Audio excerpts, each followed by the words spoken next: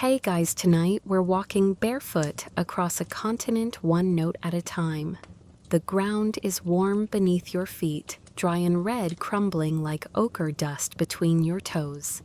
A vast sky yawns open above you, the kind that makes you feel like you've been scooped into the palm of time itself. The breeze hums low. Everything is still, but not silent. The land sings softly, insistently, as though it's trying to remind you of something you forgot 1,000 years ago. You're in Australia now, though that word barely fits what you're standing on. This isn't just land, it's a memory, a map, a language, a full-on GPS system if GPS also came with choreography, spiritual meaning, and a backbeat made of cicadas. And you, dear listener, are about to follow the melody. Be warned, this may be the most important journey you'll never remember. Because somewhere between the third verse and the termite mound, you'll probably fall asleep. You probably won't survive this tale fully conscious, and that's okay. That's kind of the point.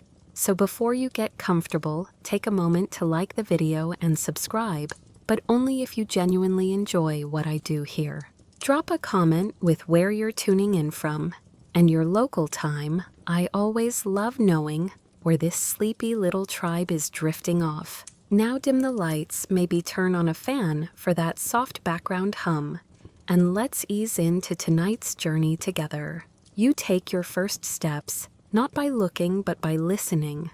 That's how it starts in the dreaming, what Aboriginal Australians call the time outside time, where ancestors walked the world into being. With every footfall, they sang out rivers and cracked open canyons with their voices. Not metaphorically, not poetically, literally. The world exists because it was sung into form. So when you walk now, you're not just hiking, you're remembering. Every bend of the creek, every dusty rise, every crooked gum tree, it's part of a lyric. Indigenous Australians have been tracing these melodies for over 60,000 years. That's not a typo. 60,000 years. That's Ice Age territory. Before pyramids, before writing, before crocs, both the shoes and the reptiles. This is history so old, it doesn't call itself history. It just is. Historians still argue whether songlines, also known as dreaming tracks, count as maps in the Western sense, because there's no parchment, no compass roses, no north arrow, just voices and movement and land. But here's the twist: they work. People navigate thousands of kilometers using songs memorized and passed down through generations in perfect sync with the terrain. Want to find water? Sing about it. Lost in the bush? Start humming a tune about the hills. If you're in the right place, the song will match the world around you. If the melody drifts off-key, so have you. Think of it like Google Maps, but without the battery anxiety. Songlines aren't just stories, they're instructions. Embedded in their rhythm are clues about where to go, what to look for, how to survive. You're not walking through the land, you're walking with it. Every landmark is both physical and lyrical. Every verse is a signpost, every chorus a campsite. And it's not just humans that play a role. The animals sing too, or rather, they are songs. Ancestors took form as kangaroos, emus, dingoes, serpents, each one blazing a trail across the continent and etching their journey into the landscape. You could say the land is haunted, but in the best possible way. One of the more curious tidbits: some Aboriginal elders describe rocks that remember the song. If you don't know the next line, sit beside the right stone and it'll come back to you. Like the earth itself is your backup singer. And yes, that probably beats scrolling through lyrics on your phone while pretending to know the words. As you move deeper into the dreaming, the sun sinks lower, throwing golden slants of light across the spinifex. Your shadow stretches long behind you. The song you're following weaves in sounds from the land itself, bird calls, wind in the grass. The thud of your own heartbeat. It's not performance, it's participation. Here's a fun twist: not all songlines are sung out loud. Some are danced, some are drawn in sand. Some are etched into skin, or painted onto bark, or even encoded into the rhythm of a clapstick. It's like the universe created a syllabus and then offered every medium possible for you to remember it. A mainstream historical fact: here the Warlpiri people, among others, have songlines that stretch across the entire continent. That's right, roots from the Northern Territory to the coast, like musical highways intersecting with other tribes' tracks. It's a whole sonic network, each group responsible for preserving and singing their segment, like a relay race of memory. But not everyone can sing every song. Knowledge is shared with care. You don't just stumble into sacred verses. They're taught slowly, over years, and trusted when you're ready. Knowledge is earned, not downloaded. You feel that weight now, the responsibility, the reverence. You don't just learn a songline, you inherit it. Let's get quirky for a second. Some songlines include instructions not just for land, but for sky. There's a belief in mirrored songlines, one on Earth, one in the stars. You can follow a path by night using constellations as your backup. And unlike your old GPS, these ones don't glitch in remote areas. There's even one famous story where a man used a dreaming song to find his way home after being lost for years, not by chance, by remembering. The land was a verse he hadn't forgotten. You cross a shallow creek, now pebbles cold beneath your feet, frogs chirping from the reeds.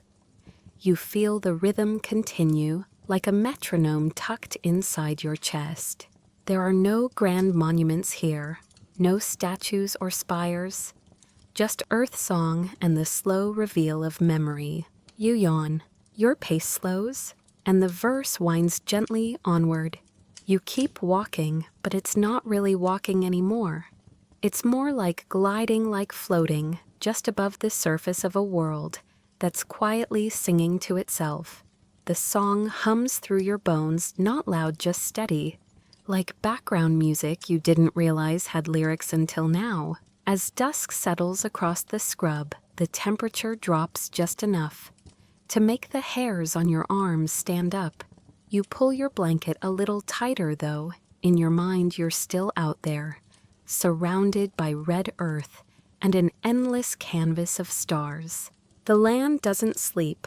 Not really. It rests, it waits, it remembers.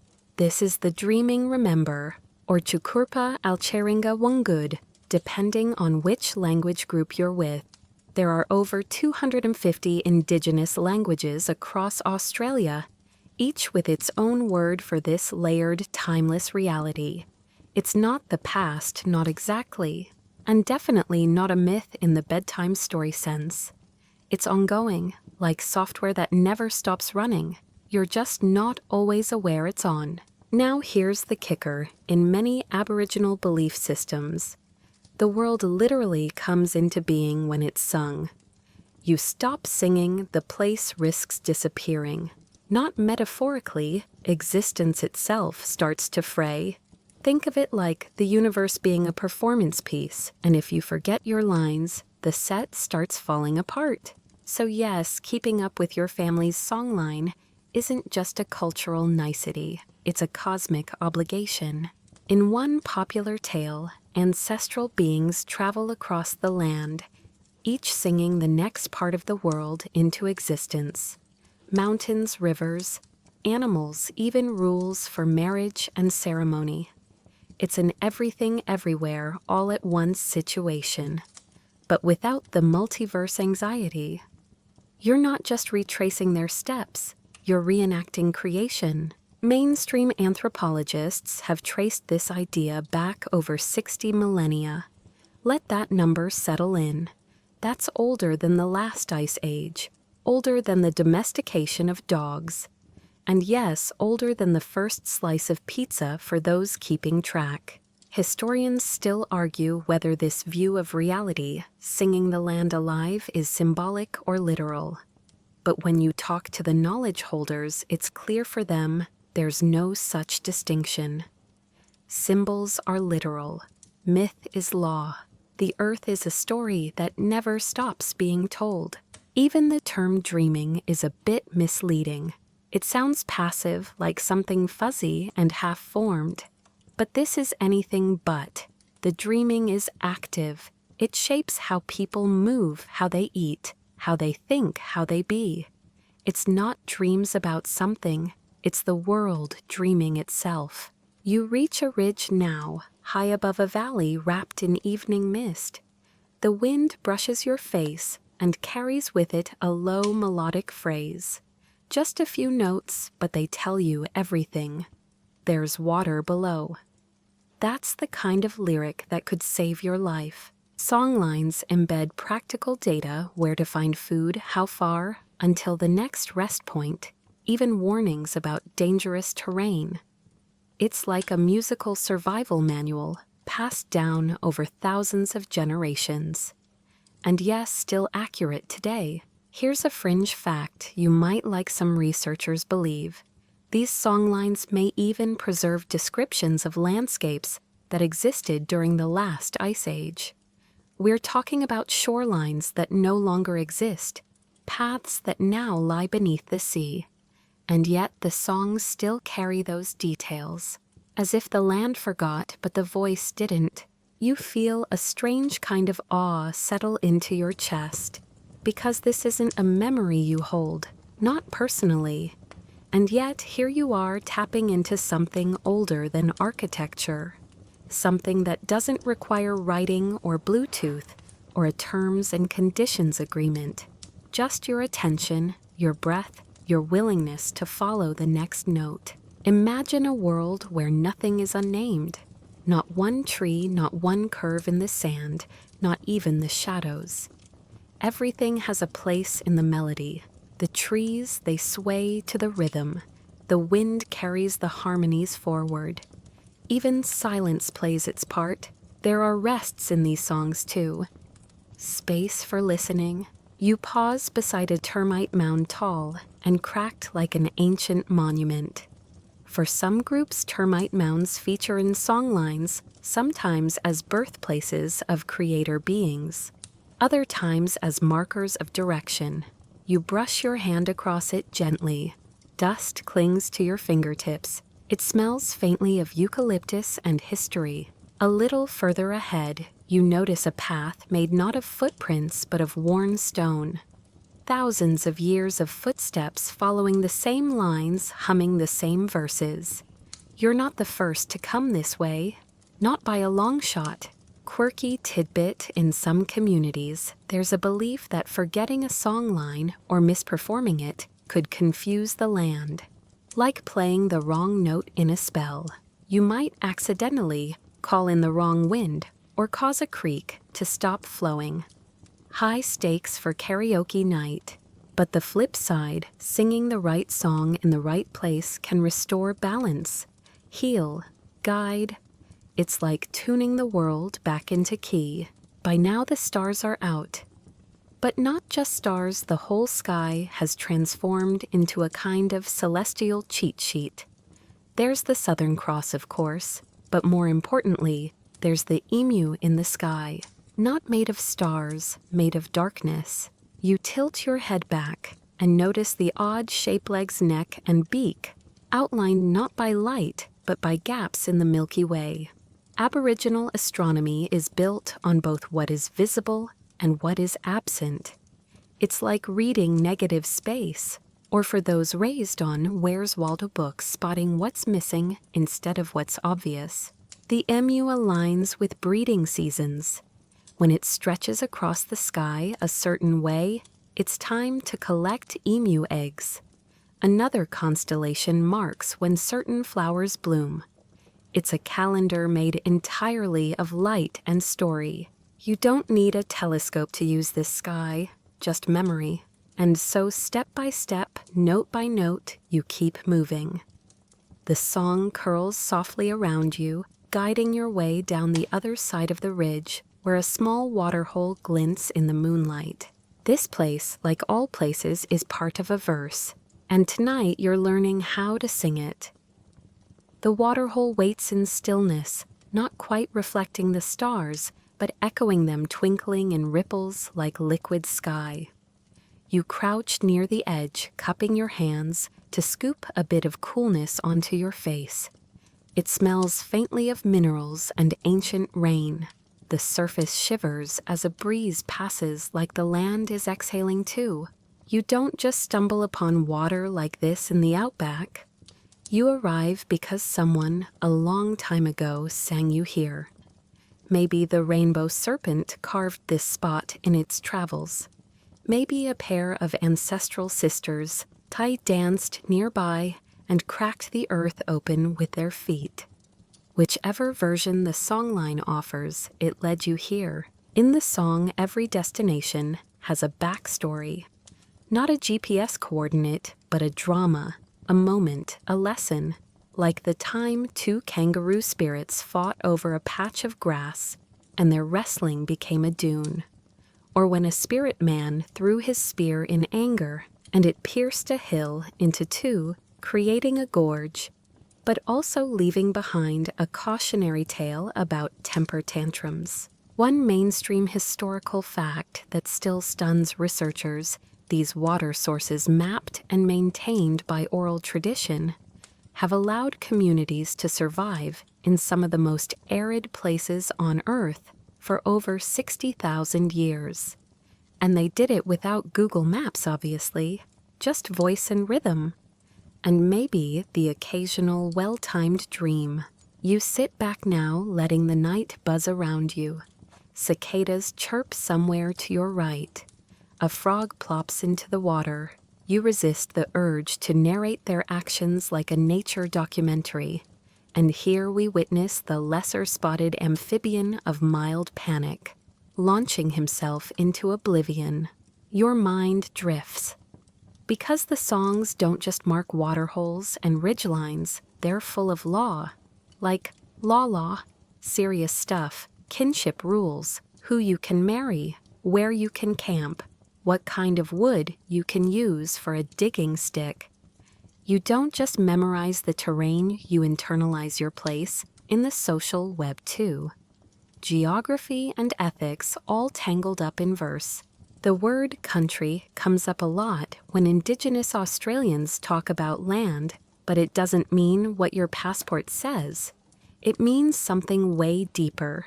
Country isn't just land. It's a grandparent, a friend, a moral compass. You don't own it, it owns you. And you owe it songs to keep the relationship intact. Historians still argue whether this deep spiritual bond is best understood as religion, law, science, or a uniquely hybrid worldview that doesn't fit into Western categories. Whatever label they try to slap on it, it still dances away, elusive as emu tracks in the sand. You stand and start walking again. There's a gully ahead lined with ghost gums. Their white trunks shimmer under the moon like pale bones. The air smells of eucalyptus and dust and something else, call it memory. Like you're walking through a dream someone left running just for you. You hum a note, just one. It feels right. You hum another, stepping in rhythm. You're not singing words you know not consciously, but your feet know where to go. Here's a quirky detail. Some songlines stretch for hundreds, even thousands of kilometers, crossing multiple tribal lands. But somehow, even though the languages change along the route, the melody stays recognizably the same. It's like different dialects of the same tune. Or if your favorite pop song could be sung in French, Swahili, and Japanese, and still hit the emotional same note. In one famous example, a songline connected the Gulf of Carpentaria to the Central Desert, a route over 1,000 miles long. People from different nations who didn't speak the same tongue could still walk it, using that shared melodic memory. Modern researchers have likened this to singing maps, but even that sells it short. You're not just navigating space, you're reactivating the creation story, retelling the universe into existence as you walk. You're performing geography one footstep at a time. You pause to rest under one of the trees. A hollow low note catches your attention. It's the sound of a didgeridoo, maybe imagined, maybe not. The drone wraps around your chest like a woolen scarf. It's music made from breath and hollow wood, and the echoes of creation itself. The didgeridoo isn't universally used across all Indigenous groups. It's mainly associated with peoples from Northern Australia, but the concept of sound as ceremony, that's everywhere. And the ceremonies themselves, they're no small affair. You'd be looking at body paint, intricate dances, smoke chants, and probably a dust storm or two if you've got enthusiastic dancers. Some ceremonies last days, even weeks, all designed to pass on knowledge, honor ancestors, and keep the songlines alive. Some knowledge is considered men's business or women's business, and not to be shared outside those roles. Other parts are restricted to certain ages or roles.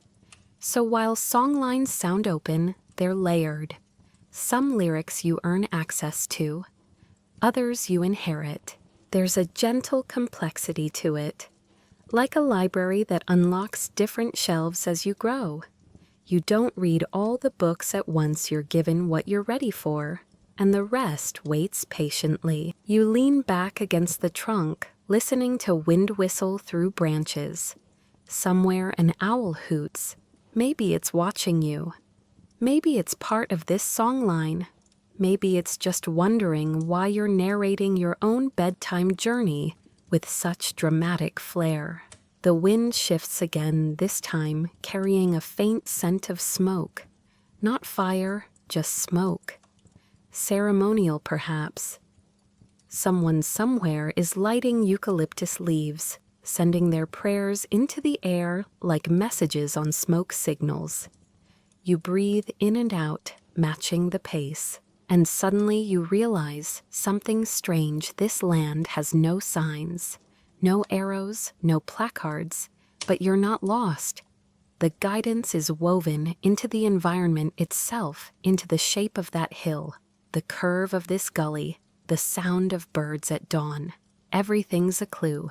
You just have to know the tune. You remember the termite mound, the emu in the sky, the valley with water. They're not isolated landmarks, they're verses in the same ancient composition. You hum again. The sound blends with the rustle of leaves. You're not just walking, you're composing, remembering. That's remember, as in putting things back together. The song, the story, the self. You rise, shake off the dust from your pants, and walk deeper into the dark, humming softly. The land listens. You keep walking, your feet brushing over sandstone and the occasional gnarled root as if they're part of some ancient metronome. There's a comfort in the rhythm, like the earth is tapping its own pulse through you. And you wonder, not for the first time, how something so silent can be so musical. This next stretch of land feels like it's holding its breath. Even the wind softens as if not wanting to disturb what lies ahead. A wide plain unfurls in front of you, scattered with stunted shrubs and scattered termite mounds. The stars above flicker like tiny campfires, and your shadow keeps you company, stretching out long beside you. You're still following the song. You don't know the words, not consciously, but there's an internal compass pulling you forward, as if your bones remember something your brain hasn't quite caught up with. Somewhere nearby, according to the dreaming, an ancestral being once dragged its tail through the dirt, forming this shallow channel. That creature might have been a snake, a lizard, or even a giant echidna, depending on which mob tells the story. That's the thing about songlines, they overlap, crisscross, weave. One people's tale might say this hill was a sleeping woman. Another says it was a campfire. But the shape matters more than the label. The story is embedded in the earth itself, not in the exact wording. Here's a mainstream fact that might tickle your bedtime brain. Scientists have compared the memory systems of Aboriginal songlines to the method of lochia memorization technique that dates back to ancient Greece. You know, the one where you imagine a palace in your head and each room stores a different piece of info. Except instead of imaginary corridors, you're using real rocks and ridges. The desert becomes a memory palace. No columns needed. You reach a patch of cracked clay, now the kind that crunches under your feet like broken pottery. The stars are so bright here they cast faint shadows. You pause and glance up. That band of shimmer across the sky, that's the Milky Way. But in many Aboriginal traditions, it's the emu in the sky, stretched not from the stars, but from the spaces between them. It's a negative image, which is honestly kind of brilliant. Imagine trying to explain that to a Renaissance astronomer. Yes, good sir, we chart not the twinkling bits, but the gaps in between. Cue Galileo blinking in confusion. And here's your quirky tidbit of the night. Some communities used that celestial emu, its shape, orientation, and seasonal appearance, not just to guide travel, but to time ceremonies, predict emu egg-laying, and coordinate feasts. When the emu's head rises in the sky, you'd better grab a basket. Breakfast is coming. You start moving again. The song in your head is still playing quietly now. A lullaby of footsteps and crickets. The land here doesn't seem to change much, but your sense of it deepens. A dip in the terrain marks the place where legend says a spirit being cried so hard over losing its child that its tears formed a salt pan. A wide, empty, glimmering nothing that stretches like sorrow itself. And historians? Oh, they still argue whether the oral precision of these songs rivals that of written language.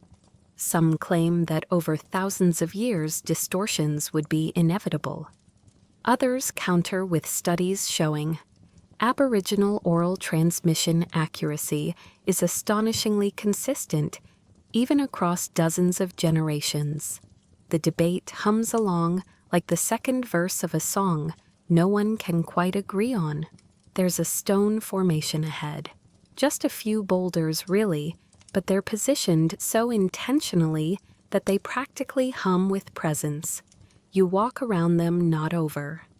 Because you feel like you're being watched, not in a creepy way. More like supervised. Like a kindly elder making sure you're staying respectful. Which you are, obviously. Even your shoes are on their best behavior tonight. You hum again. This time it's almost involuntary. The pitch catches in your chest like wind in a didgeridoo. Low, echoey, resonant. The rocks seem to respond not with sound but with stillness. It's a quiet agreement between you and the land. You're not a tourist here, you're a guest. Now your mind wanders because why not? You wonder how these songs were first formed. Did someone just wake up one morning with a melody in their throat and a hill in their heart? Or was it slower? A gradual layering of lore and landscape, built over lifetimes until walking became singing, and singing became memory. Some say the songs were taught by ancestral beings directly. Others think they came from dreams, visions, or long, slow improvisations. Either way, they've lasted. You try writing a song that survives 2,000 generations. No pressure. You reach a dry creek bed, its bones exposed like the land's ribcage.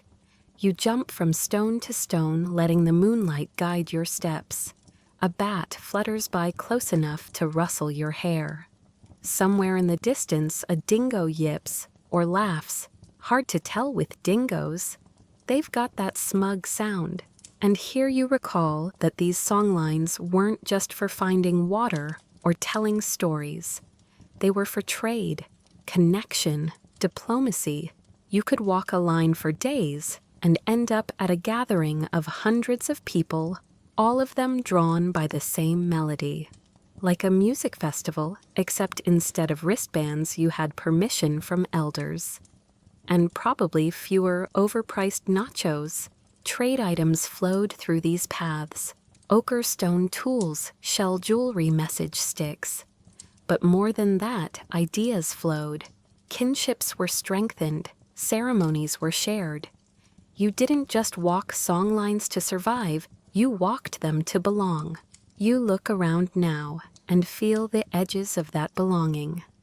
Like your presence here, though imaginary, is part of a bigger hum. The rocks under your feet, the stars above your head, the dream behind your eyes, they're all singing. Not loudly, not even in words, just being. You step onto firmer ground. A slight incline tells you you're approaching a ridge. On the other side, you know there's a place where the dreaming touches down again, where a spirit being left its mark in stone or shaped a tree into a compass. You take a breath and climb. The ridge is gentle, almost deceptively so, like a sleepy thought nudging its way into your dreams. Your steps slow not out of fatigue, but reverence. This is the sort of place that feels like it's listening. One wrong word, and you imagine the rocks might glare at you, which is a fun thought, until you remember you're walking alone in the dark, with nothing but the moon and the rustle of night lizards for company. You crest the top, and there it is, another songline landmark, a solitary tree.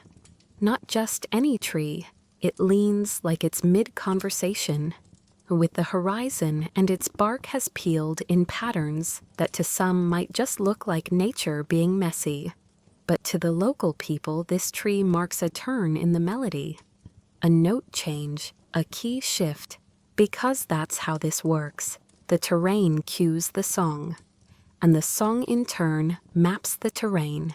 It's all reciprocal. You might forget where you are, but the land never forgets you, especially when it's singing back. So you hum again, just a simple drone, your own version of the tune you've been imagining since this journey began. It doesn't have words, it doesn't need them. The crunch of dirt underfoot, the sway of dry grass, brushing your ankles, that's your percussion. The distant nightbird calling 3 times. That's your chorus. You're in a band now, and the continent is your lead vocalist. You descend the ridge, following a gentle slope that coils like a sleeping snake. The night's a little colder now, and you pull your hoodie tighter around your shoulders. Some warmth leaks from your breath into the air, like steam from a kettle. Even that seems to carry a rhythm. Along the path you notice flat stones stacked into what could be a cairn, or a message, or maybe someone was just really bored and balanced rocks for fun. That's the thing about interpreting the land. Context matters. One community's sacred marker might look like a picnic seat to someone else. That's why knowledge is passed person to person, mentor to apprentice, grandparent to grandchild. Google Maps has nothing on grandma with a strong memory and an excellent sense of direction. This is where you pause to admire the brilliance of oral navigation. Aboriginal Australians using songlines could describe a journey of hundreds of kilometers in song form, with each verse encoding direction, distance, landmarks, even moods of places. Researchers have marveled at this. You, however, marvel with sleepier awe because, wow, that is the most efficient GPS that never runs out of battery. The song you're following now takes a sharp turn at a dry waterhole. You wouldn't know it was there unless someone pointed it out. But the path veers and you trust it. Maybe that's the real secret, trusting the music, even when the notes don't make sense. Like jazz or IKEA instructions. Somewhere in the darkness, you imagine figures around a fire. Not literal ones, just shadows of memory. People passing on stories, laughter echoing into the wind, ochre-painted hands, tracing the outlines of dreaming creatures on the ground. You don't intrude, you just walk gently past, like tiptoeing through someone else's favorite dream. Now here comes your fringe tidbit of the evening. There are some Aboriginal communities who claim that their songlines not only span across the land, but extend into the sky. That constellations themselves mirror the ground paths, and that by tracking celestial movement, one can maintain orientation even at night. The sky essentially becomes a map overlay. You just have to read both the heavens and the dirt, no pressure, which leads you to an open scholarly debate that feels custom fit for the bedtime brain. Did all Aboriginal nations conceptualize celestial songlines in the same way? Or is this sky map system unique to certain groups? Some anthropologists say it's widespread. Others argue it's more localized, layered with regional cosmologies. And of course, the answer is probably somewhere in between, a constellation of interpretations, if you will. You chuckle softly. That pun wasn't planned, but we're going with it. The land here flattens out into a wide expanse like a natural amphitheater. You imagine voices rising here, harmonizing under the stars, overlapping songs, forming not chaos but complexity, a multi-threaded chorus, perfectly timed with the Earth's own beat. It's a beautiful idea, and one that's been happening for tens of thousands of years. You realize, maybe for the first time, that these songlines aren't relics. They're not quaint artifacts. They're living systems, still sung, still learned, still guiding feet and hearts and minds. You've just wandered into a melody that's older than most rivers and more current than most apps. There's a flat slab ahead, almost like a stage, and nearby a ring of stones that feels less accidental than it looks. You sit, brushing off dust. It's not a throne or anything, but the view is nice. Your eyes sweep across the horizon, and for the first time in a while, you're not just seeing stars, you're seeing direction, pattern, a slow turning compass made of silence and song. And there's that emu in the sky again. Its shifted position, now its body stretching from east to west, suggesting the time. In some traditions, this is when elders would decide if ceremonies could begin, if stories should be told, if people should gather. The cosmos isn't just decoration, it's administration. You start to nod off a little. That's okay. The story doesn't mind. Songlines are long after all. There's no rush, no finish line. You can pick up where you left off, even if where you left off is in a dream. But before you slip fully into sleep, here's one last thing to hold on to. A songline isn't just a path, it's a story you walk. And when you walk with care, when you hum the notes and honor the turns, you become part of that story, even if only for a night. The wind picks up gently. The tree you passed an hour ago sways again, the bark whispering softly to itself. You let your eyes drift closed, the earth keeps singing. Your breath slows as the land stretches wider, less like a path now, and more like a memory you're walking through. The kind of memory that feels shared, not just yours, but carried by millions of footsteps before you. And unlike the usual urban grid you may be used to, there are no signs, no glowing arrows, just the soft hint of story lingering in the shape of the hills and the way the shadows lean toward the east. it's easy to forget you're following a map. Because this isn't about pins or turn-by-turn directions, it's about recognition. Knowing that a certain bend in a river means a change in verse. That the crack in a stone face represents not just erosion, but a figure who once laughed so hard they split the mountain in half. Navigation here is personal, emotional even. You hum again. It's different now, lower, slower. You don't know why, but it just feels right for this part of the journey. That's how songlines work. They shape themselves to the land, and the land shapes itself to your steps. And suddenly you wonder, how many feet have touched this same patch of dirt with that same tune in their heads? Somewhere in the dark, a kangaroo coughs. Yes, kangaroos do cough. You freeze for a second, imagining a tired roo judging your amateur attempt at songline humming, but it hops away disinterested.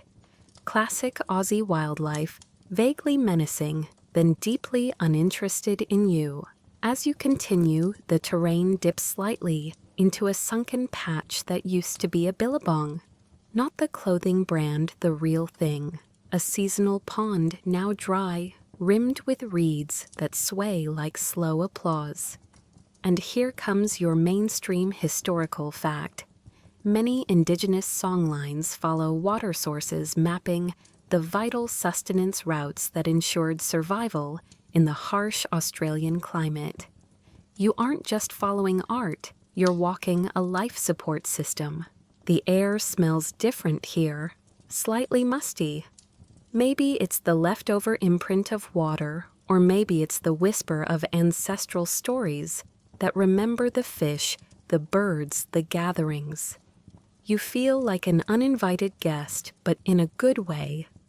Like when someone lets you peek at their favorite book, even though it's full of inside jokes and half-finished drawings.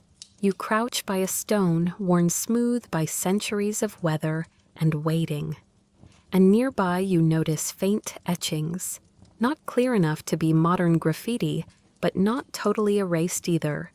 Could be a record of animal movements, could be a marker of ceremony, could be someone long ago having a creative moment with a stick and some time. Historians still argue whether these markings were primarily mnemonic devices or forms of artistic expression, or maybe both depending on the purpose and place. Either way, they make you feel connected, not in the TikTok follow me back sense, but in that grounded, deep in your bones kind of way. You run your fingers over one groove and wonder how many other fingers have done the same. The sky shifts again, and clouds drift in lazy formation across the Milky Way.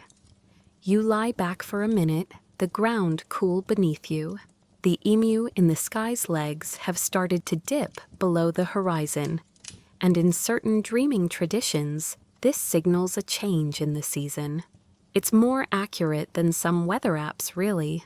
And now your quirky tidbit of the hour: some communities pass down the location of edible plants through songs that actually mimic the flavor or texture of the plant.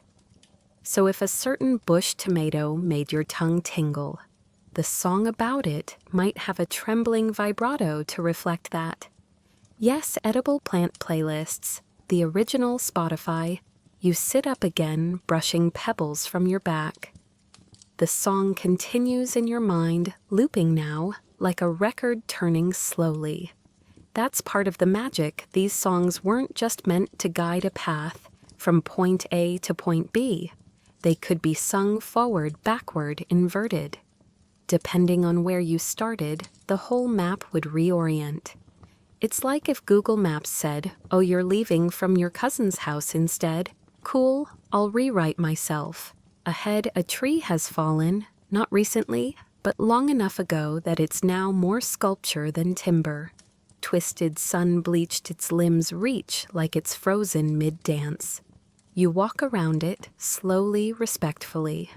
That could have been someone's story center once, a dreaming site, a classroom without desks. You remember reading, or maybe half remembering, through a sleepy haze that elders used to teach entire generations by walking them down a trail like this one. They'd point to that rock and say, "See that's where the two brothers turned into goannas after fighting over a rain stick." And kids wouldn't question it, not because they were gullible, but because they understood something deeper. Stories were how you carried the land in your head. You stumble a bit on a route and catch yourself with a laugh. Even sacred geography has tripping hazards.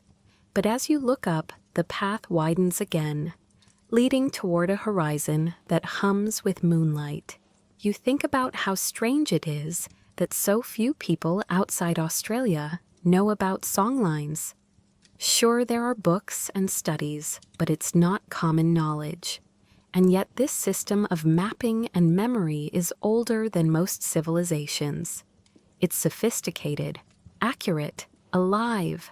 You pass another patch of stones, this one, in a near-perfect circle. Maybe a dance ground, maybe a story meeting point, maybe aliens.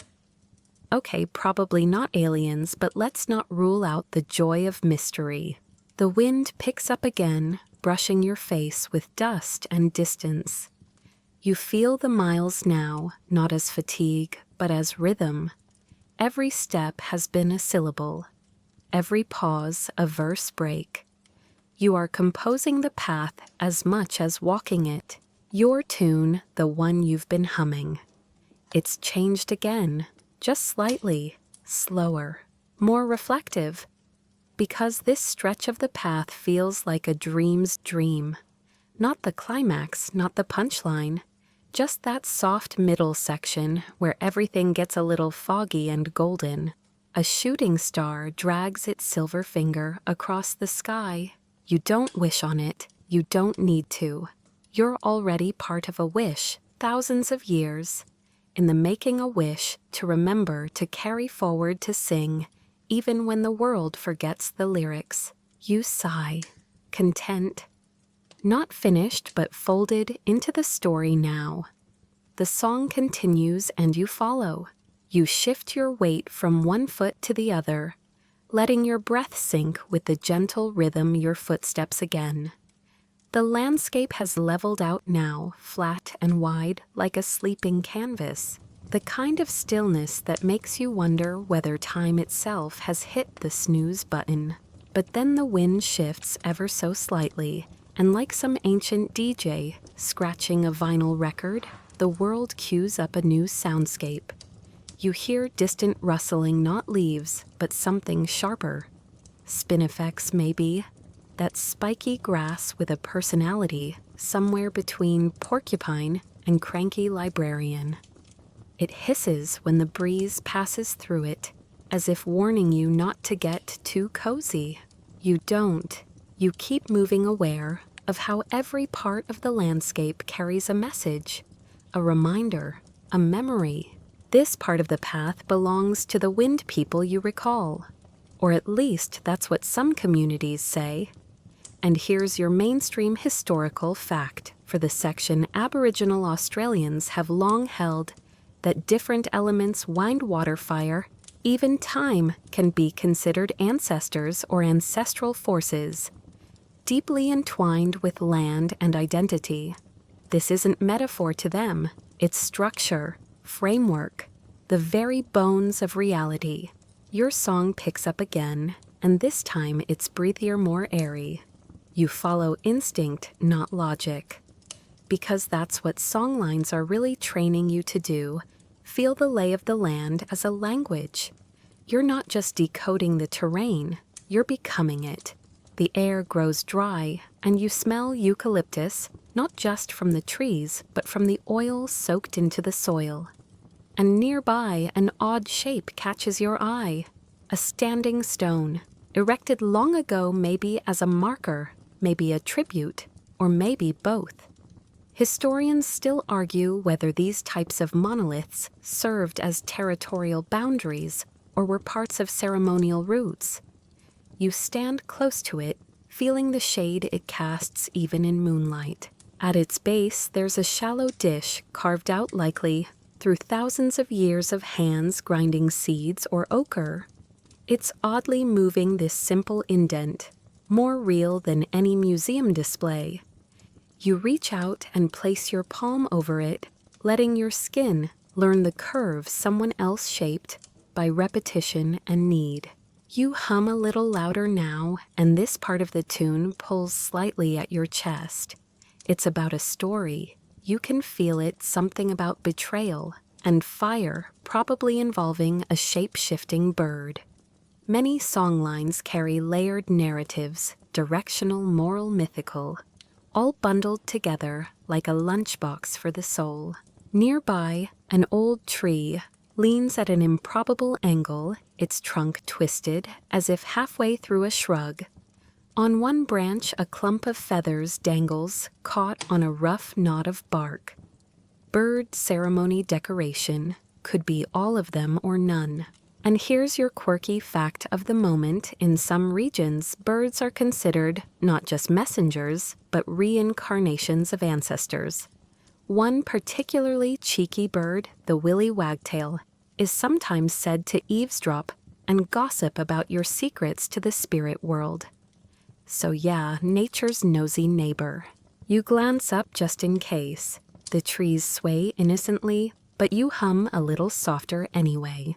Your feet crunch softly on a scattering of shells, yes, shells. Even this far inland, you remember that ancient trade routes crisscrossed the continent, with goods like ochre shells and even message sticks passed from group to group. The idea that someone once carried a shell hundreds of miles just to trade for a story, that's not just commerce, that's legacy. And you realize this is no lonely walk. You're never really alone here. Every stone you pass, every shrub you sidestep, every breeze that brushes your cheek, it's all watching, listening, maybe even remembering you as part of its song. You cross a low ridge and find yourself overlooking a wide plain, dappled with termite mounds that look suspiciously like they've been arranged for effect. Like some insect artist decided to do abstract sculpture in the middle of nowhere. Some mounds even lean slightly east as if pointing the way. Maybe they are. After all, termites have been part of the environment and the ecosystem of stories for millennia. You descend carefully, avoiding the mounds. Not out of fear, but respect. Because everything here has purpose, even the insects. Especially the insects. A gust of wind stirs the dust into tiny spirals, and for a moment, the land seems to dance. You blink and it's still again, but the feeling lingers. Movement beneath stillness. Energy inside silence. And here comes that open debate for the section scholars.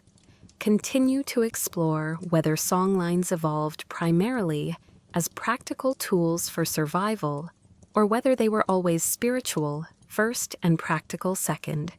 But you know what?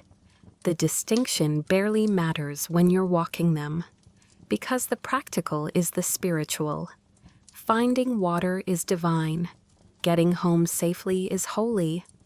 Remembering the way, that's the very definition of sacred. You sit for a moment on a fallen branch, letting your body catch up to your mind. You run your hands along your knees, feeling the fine grit of red soil clinging to your skin. You realize this land doesn't just accept you, it marks you, coats you, rewrites you a little. As your breath slows, the song you've been carrying hums along in the background of your brain like elevator music in a dream. And in that half-sleepy mental haze, you see a procession of walkers, elders, children, hunters, dreamers, all making this same journey over generations, each adding a note, each remembering a twist in the tune. You look back at the path behind you and wonder if someone followed your footsteps tomorrow. Would they hear your verse in the land? The thought settles over you like a blanket, warm and humbling. Because whether you're a master of ancient lore or just some sleepy podcast listener with sore ankles and snack crumbs in your hoodie pocket, you've become a tiny part of this immense living map. And the song goes on. You rise slowly, brushing off the earth from your palms, though it never really leaves you. Dust clings like a polite but persistent ghost, subtle sure, but making it known that the land is watching and will remember you now. You stretch your arms, spine creaking like dry eucalyptus, and continue forward humming again. Your tune is soft, steady, a trail marker made of sound. Ahead, the landscape shifts almost imperceptibly. The ground dips and flattens into a wide clay pan, cracked and pale under the moon. Your feet press gently into its cool surface, each step accompanied by a faint crunch that echoes slightly more than you'd like. You glance around, empty, or at least it seems that way. Somewhere a frog croaks, a deep burping reminder that water isn't far, even if it's invisible now. And sure enough, off to the side, you spot a gentle dip in the land that looks suspiciously intentional. A soak, perhaps, maybe even a rock hole. You approach and peer down. It's dry at the moment, but the walls of the hole are smooth, worn from centuries, maybe tens of thousands of years, of hands scooping out life-saving water. Here's your mainstream historical fact.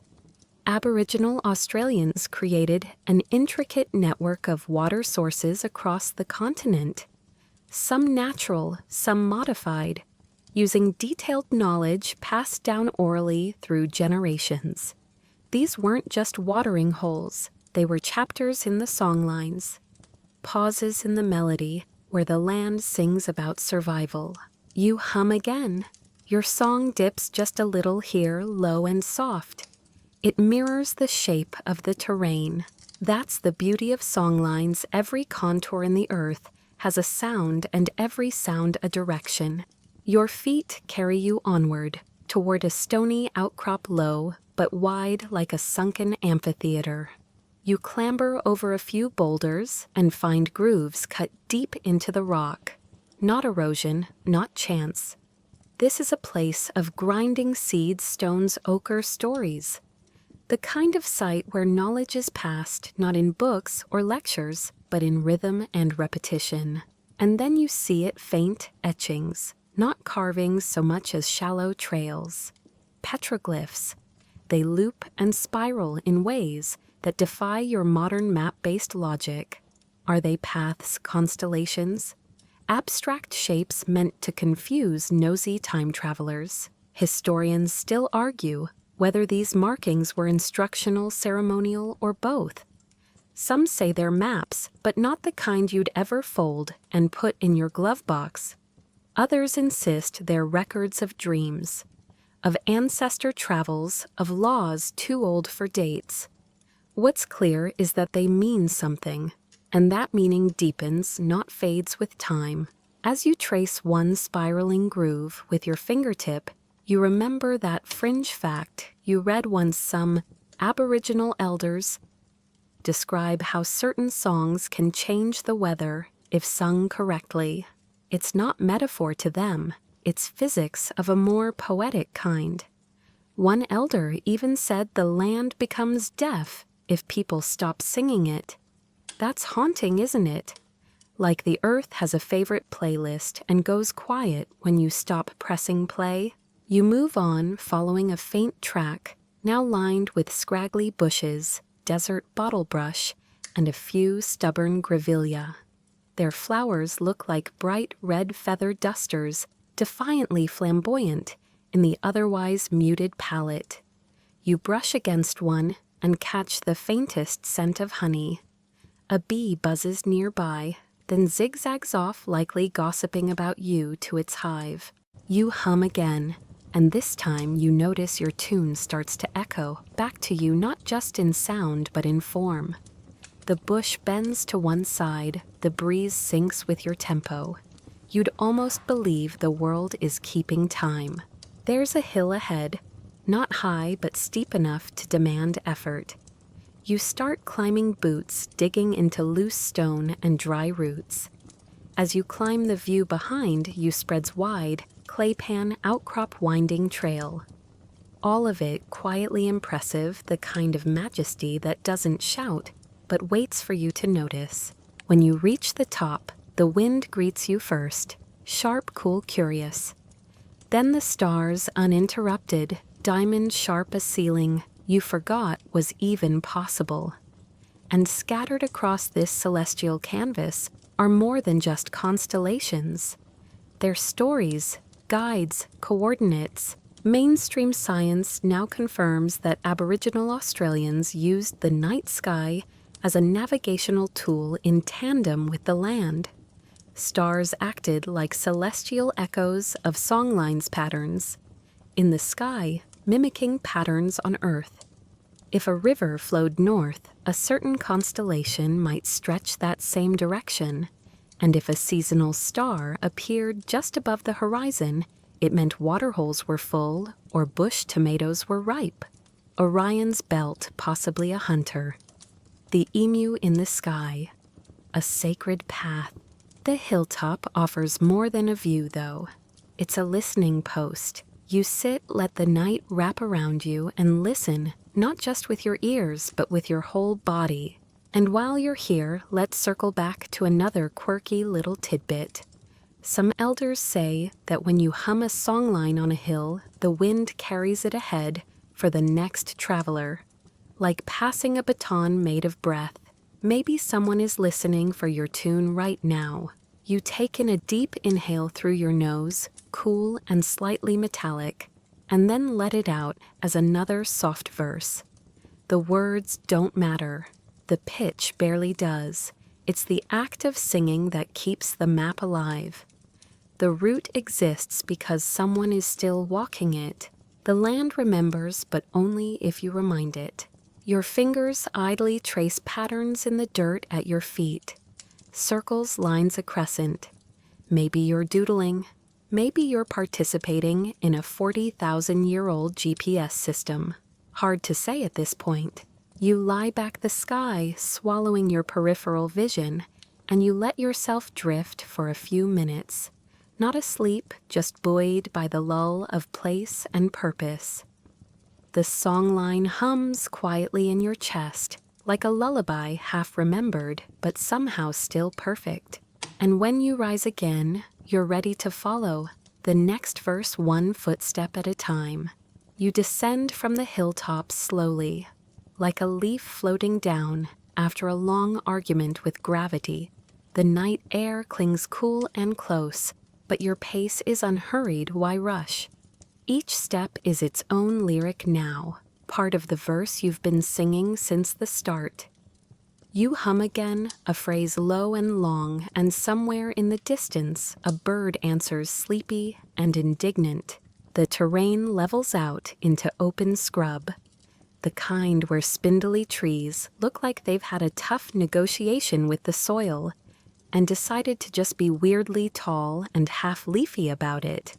You pass under a ghost gum with bark so pale it seems to glow in the moonlight. The trunk is twisted in the sort of way that looks accidental, but might just be part of a plan.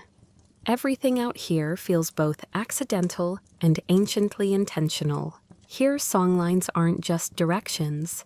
They're a memory palace with each tree and creek bed acting like a folder full of oral knowledge. It's not just about where to go, it's about how to be. Rules for hunting. Rules for sharing, rules for laughing at someone who trips over a root, but still needs to maintain their dignity.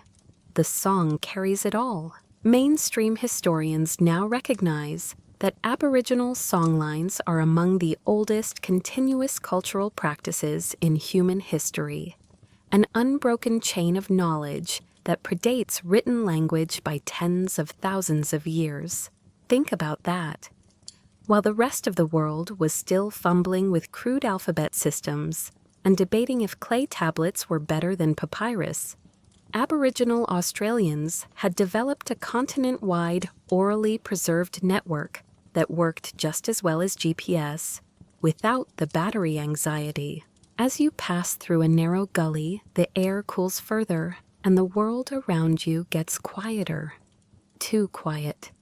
That specific kind of quiet that makes you whisper, just in case the rocks are listening. You hum again, softer this time. Your voice bounces gently between the gully walls, but it's the kind of place where even your echo feels reluctant to interrupt. And here's a quirky tidbit for your travel journal. Some Aboriginal songlines are believed to cross oceans. Like actual oceans, there are oral traditions suggesting that parts of northern Australia maintain cultural echoes of voyages to what is now Indonesia, perhaps even further.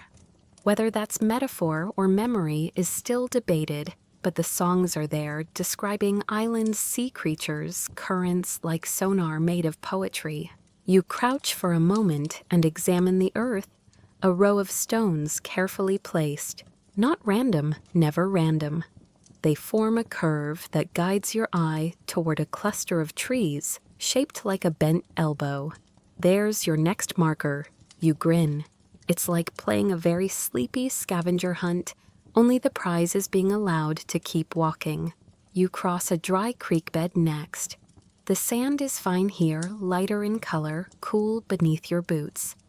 Tiny animal tracks crisscross the surface, like an unsolvable code. A lizard, a bandicoot, someone's midnight grocery run probably. You hum again and keep moving. Historians still argue whether songlines were ever meant to be secret, you think to yourself. Some say they were public open paths meant to unite clans across vast distances.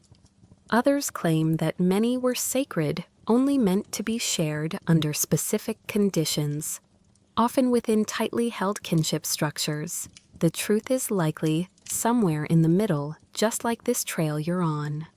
Open enough to walk, quiet enough to protect. You reach a clearing where the trees seem to hold their breath. The moonlight filters in more directly here, spotlighting a single flat rock in the center, like it's waiting to be interviewed. You sit on its edge.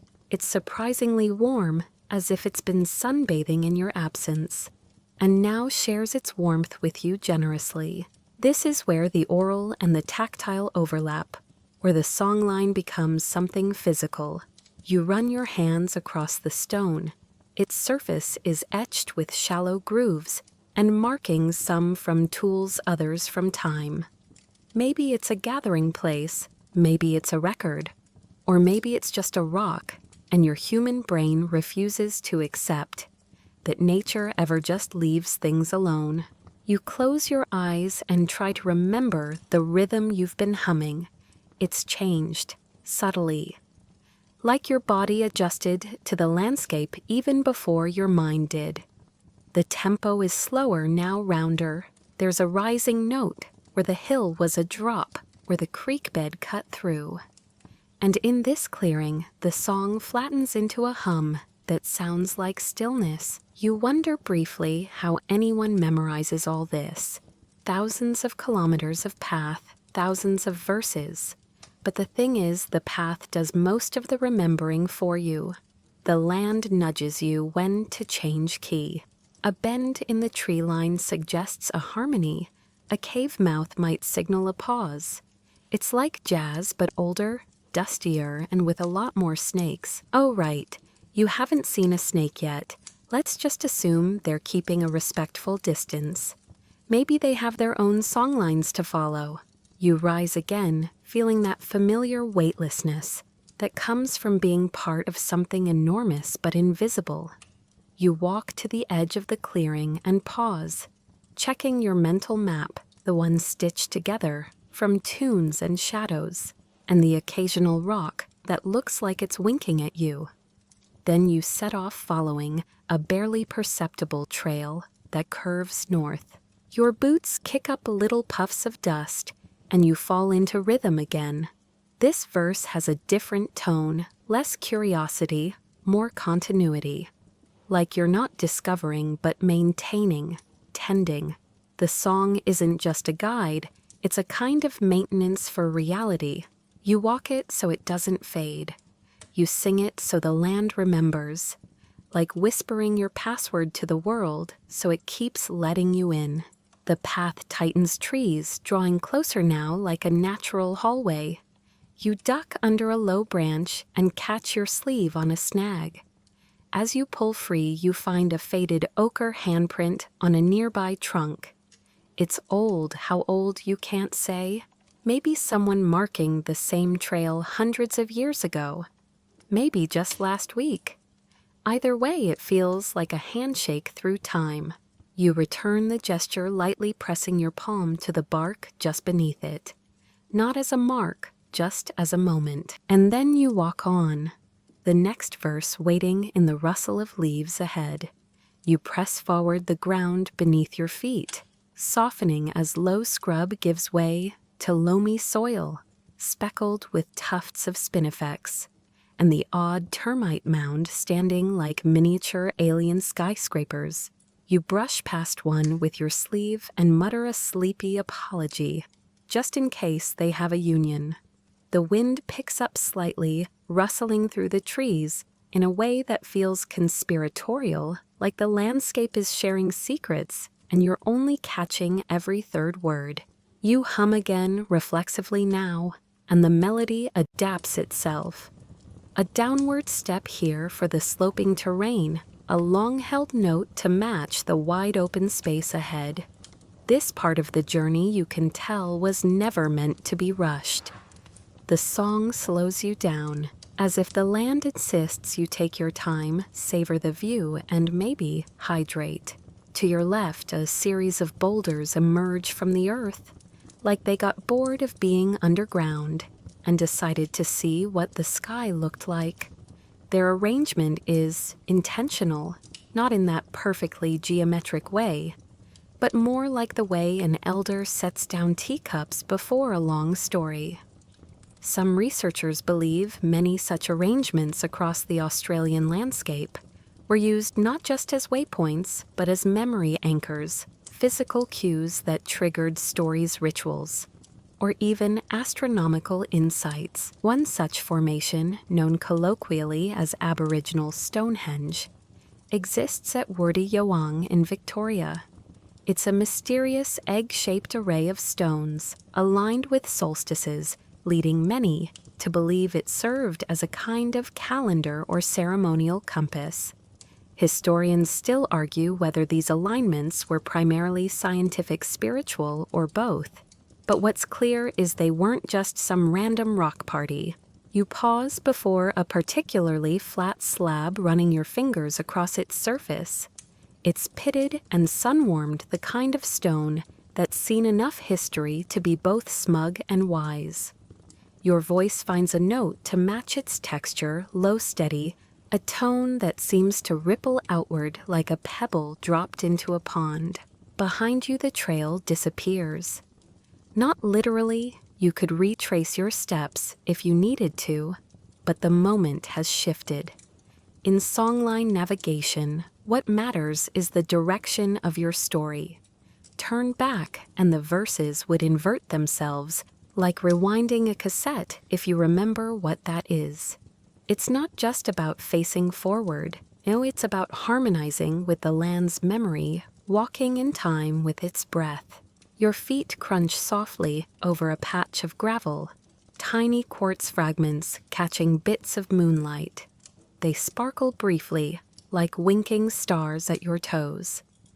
According to some traditions, stars themselves have songlines roots across the sky that mirror those on the ground. The Milky Way, in particular, is often mapped as a celestial river, a mirror of the real rivers below. When you walk a songline on Earth, you might also be shadowing one above. It's a comforting thought that the stars are walking with you, singing their own versions of these stories in frequencies you can't quite hear but can definitely feel in your bones. In the distance, a stand of eucalypts waves lazily in the breeze, their blue-green leaves shimmering like fish scales. You head toward them, your melody adjusting again. This segment has a looping rhythm, almost playful. You imagine a child would be good at singing this part, skipping between verses like hopscotch squares. Maybe that's how the knowledge was passed on through games' rhythm repetition. Because it wasn't just elders who sang the songlines. Children learned them too in ways tailored to their age and place in the community. There's a debate, yes another one, about whether songlines always belonged to the land itself or to the people who traveled them. Some scholars argue that the land sings the songline into being, and humans simply tune in. Others suggest the community imposes the structure on the land, interpreting it through the lens of cultural tradition. Likely it's both. A duet. You hum and the rocks hum back. As you pass under the shade of the eucalypts, the air turns fragrant, a mix of cool resin and crushed leaves. Your skin prickles slightly, the way it does before a change in weather. You glance up. The stars are still there, but now they feel more distant, like they're politely giving you space for what comes next. Ahead lies a natural amphitheater, just a gentle dip in the landscape, but with acoustics that make your footsteps echo like you're walking inside a drum. You pause, then sing a single drawn-out note. It rebounds perfectly, as if the land approves. This is likely one of the spots used for ceremonial retellings. Not performances in the modern sense, but reenactments of origin stories, ancestral travels, and moral codes. A blend of geography theater and sacred duty. You imagine a group gathered here, humming together their verses, bouncing gently off the walls of this dusty cradle. You sit at the center of the space and let yourself rest. The dirt is cool, the quiet thick. A cicada starts up, buzzes uncertainly, then stops. Maybe it was testing a solo.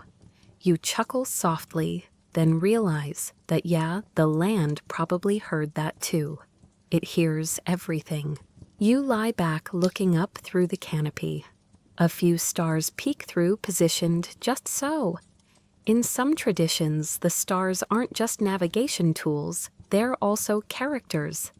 Ancestors, spirits, animals, each with their own roles in the stories sung across the land. You wonder briefly which one is watching you now. Hopefully one with a sense of humor. When you finally rise, your body protests a little. Your legs are stiff. Your back makes a noise it didn't used to make. But your voice is steady. The melody is still with you. And so you continue, winding your way out of the amphitheater, back into the bush. The trail is easier now, less rocky. Your steps fall naturally into the rhythm of the song. You don't even have to think about the next line. It's already there, waiting in your throat. You hum, you walk, and the land unfurls itself like a well-loved map. And somewhere just ahead, the next marker waits. Maybe a ridge, maybe a carving, maybe a single strange tree leaning exactly the right way. You'll know it when you hear the note change. You follow the trail as it slopes downward your feet, moving in time with a rhythm you no longer need to consciously recall. It's part of you now, embedded, like those old songs you didn't even realize you'd memorized until they came back to you during a long drive or a quiet kitchen moment. The songline hums beneath your breath, effortless. The path becomes sandy, tinged with ochre red and faint traces of charcoal, as if a fire once passed through here and decided to leave behind a soft signature. You glance to your right and notice a tall, narrow tree. standing alone, its bark marked with vertical scars. These aren't from nature, these are deliberate. Strips of bark removed carefully, respectfully, by ancestors who turned them into shields, canoes, even kulamans. Those shallow, curved vessels used for carrying food, water, or even babies. Mainstream historical fact. Those carved trees are more than just scars, they're story markers, sometimes even burial indicators.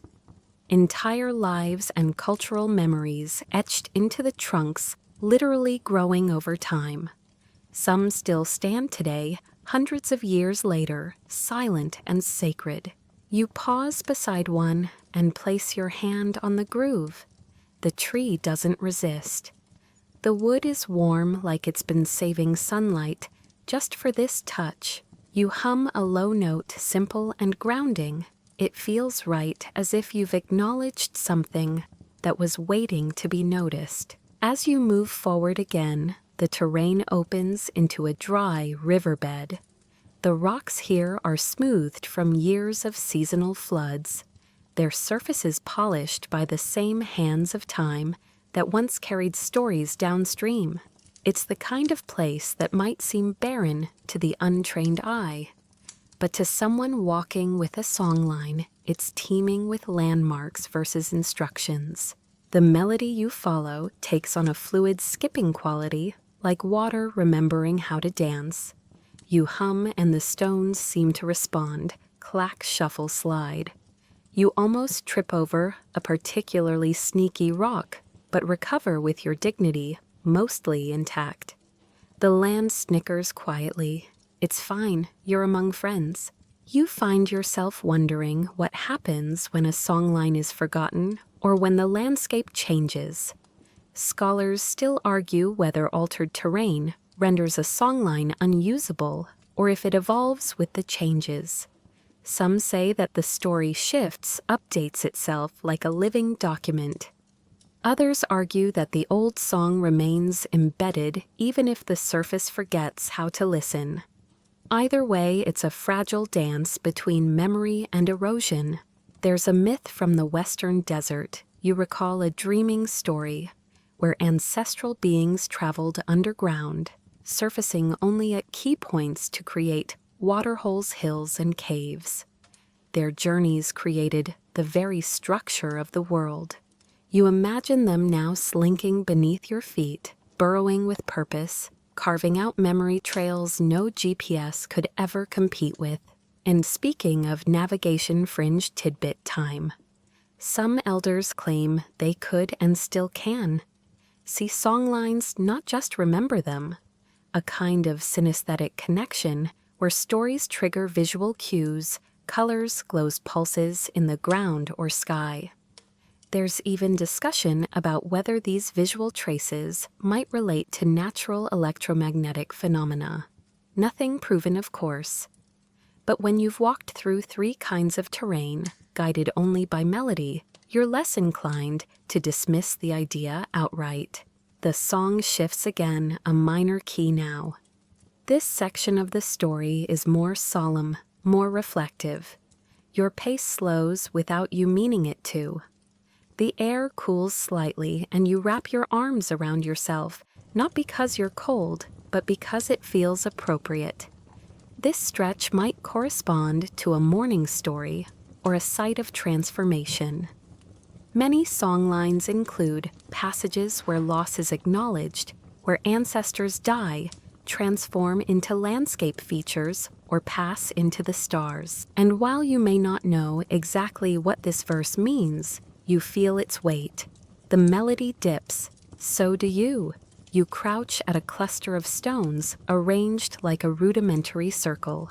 No one built it to impress, it was meant to focus. A space for singing, sharing, maybe grieving. You hum again, softer now. Your voice echoes faintly. The silence afterward seems to lean in closer, like it's listening.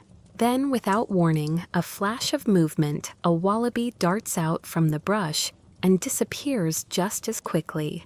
You blink, unsure if it really happened or if the story itself decided to remind you it's still alive. Either way, you smile. You're never truly alone here.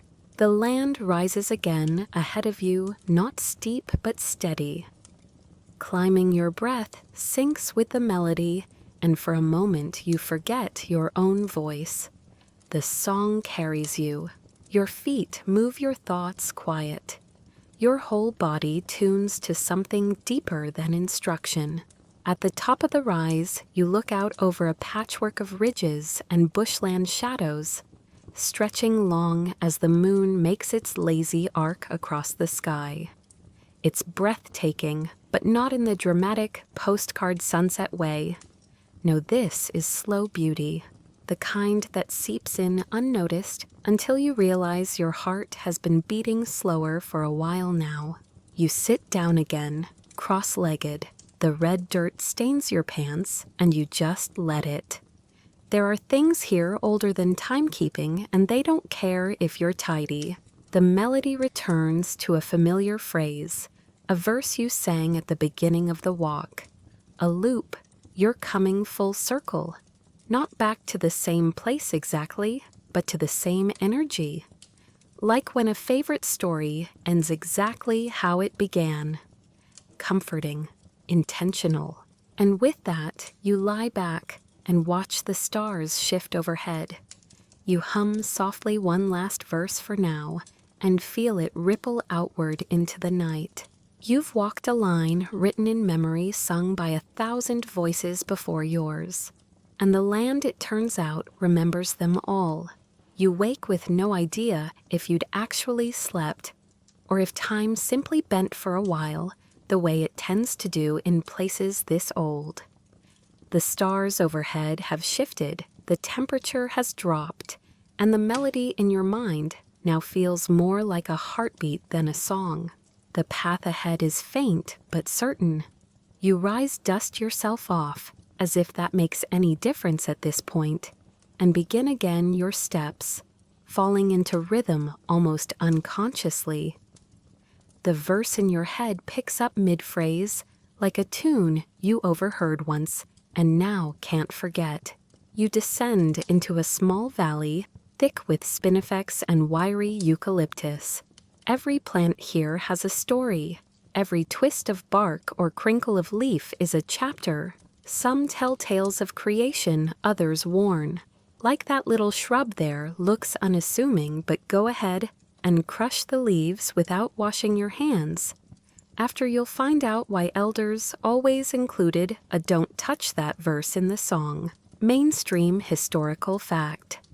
Some researchers believe that as much as 70% of Aboriginal songs contain ecological knowledge, detailed practical instruction, disguised as poetry. Not disguised to deceive, but to endure. It's how you tell a 5-year-old not to eat poisonous berries without terrifying them, and how that warning survives long after the last campfire story. You push aside a curtain of dry grass and come to a stony rise where the earth feels oddly magnetic. There's no iron in your shoes, you checked, but the pull is unmistakable. It's the same spot where an elder once said, "The dreaming sleeps lightly," meaning the boundary between the now and the forever is thin here. Scholars still argue whether such sites are metaphorical or genuinely psychogeographic. But when the hairs on your arms stand up, you're not exactly in a debating mood. You step around a weathered boulder with grooves worn smooth by centuries of sitting, touching, and probably a lot of intense, patient storytelling. In a flash, you remember a fringe detail. Some songlines were encoded not just in lyrics, but in physical choreography. Dances that map topography. Turns that mimic river bends. Hand gestures that trace out the stars. If the verses got too long, you danced the rest, which, come to think of it, is probably better exercise than scrolling through Wikipedia at 2 a.m. while eating pretzels in bed. You find a charred patch of earth up ahead, not recent, not tragic. just an old ceremonial burn site. Controlled fire was, and still is, part of landscape management in Aboriginal practice. Fire clears paths, helps certain seeds germinate, and coaxes hidden waterholes back to the surface. The land needs it. Without it, the bush gets sluggish, tangled, sort of like when your thoughts get messy, and you finally do that one thing you've been putting off, then suddenly clarity. You stop here because something in the song pauses too. A breath, the kind of silence that isn't absence but expectation. So you wait, and it's in that moment that the wind picks up rattling a stand of grass trees to your right. You notice how the stalks bend in unison, almost like they're responding to the same rhythm. A verse begins to stir inside you, but this one's new. Or maybe very old, just now remembered. It's slower than the others winding, less directional, more reflective. A kind of winding down, like the cool part of a long swim. The sky has paled to deep velvet blue. Stars begin to fade, and with them the more assertive edges of your thoughts. You're left only with the feeling that you've arrived not at a destination, but at a knowing. The difference is subtle, but it matters. You settle on a flat rock warmed faintly from the memory of yesterday's sun. You don't say much, you don't sing, you just breathe and let the melody echo quietly in the back of your throat, like the slow end of a lullaby. The land doesn't ask for more than that, and here at the last curve of your walk, you look back not physically, but mentally. You remember the snake tracks, the carved trees, the mirrored skies, the wallaby flash, and that perfectly timed mosquito ambush you'd rather not relive. Every moment became part of the map, every breath a breadcrumb. The songline is no longer something you follow, it's something you carry. And now, as the very edges of the morning begin to tiptoe over the horizon, we ease into the wind down. You let your body go soft, sinking into the stillness like sand settling after the tide. Your breath slows longer now, drawn from deep within. The rhythm of the land has become your own steady, quiet patient. Around you, the world begins its shift into silence. The night holds on to its last shadows, while the first tendrils of day reach gently across the sky. You don't need to rush. Nothing does here.